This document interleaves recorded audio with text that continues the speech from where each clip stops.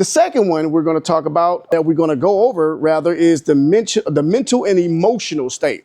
Now, when it comes to the mental and emotional state, let me back up for a second here. Something just came to me here. I went to a funeral yesterday, and it was for my cousin. He got shot. And basically it was over verbal altercation. Went to the funeral. Very sad. He's 37 years old. Young man. Had 3 kids. His sister was there. And basically I spoke and talked to her. And as she was talking, you could just tell she was hurt. Something was in her spirit, and she just felt the need to talk more and more about God. And she was just saying how things have been going on in her life, but yet God has been answering her prayers, and she just didn't know how, but she just knew that it was working. But by the same token, she believed that her brother, by her brother being taken, that actually told her that that was some way that God was speaking to her, saying, draw closer to me. And this will happen sometimes in family when death comes or in other circumstances. But for this one right here, this was death that came in the family. And basically that was God. She believed strongly that was the way that God was telling her, hey, I need you to come to me. I need you. I have an assignment for you. And she felt like she just didn't know what it was.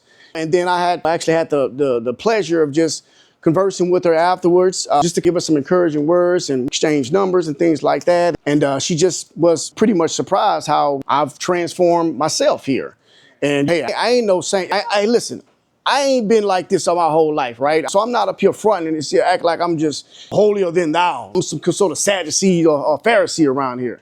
I haven't. And that's just the truth of the matter. But when I go around my family and they see me now, they're like, whoa, wait a minute. You don't do that? You don't what? Really? Man, how'd you do that? And so I like for that area of my life to be a testimony, a living, walking testimony, so that others can see, hey, if I can do it, you can do it. And God did it for me, he can do it for you. All right? Sorry there, I just had to keep it going. All right.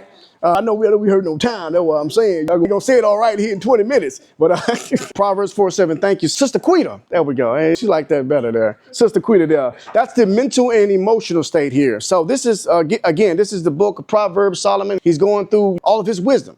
We know that Solomon is pretty much the richest and wisest man of all time, according to the Bible. Amen. So here he is. He's saying, hey, the beginning of wisdom is this. Get wisdom. Get it. Though it costs all you have, get understanding.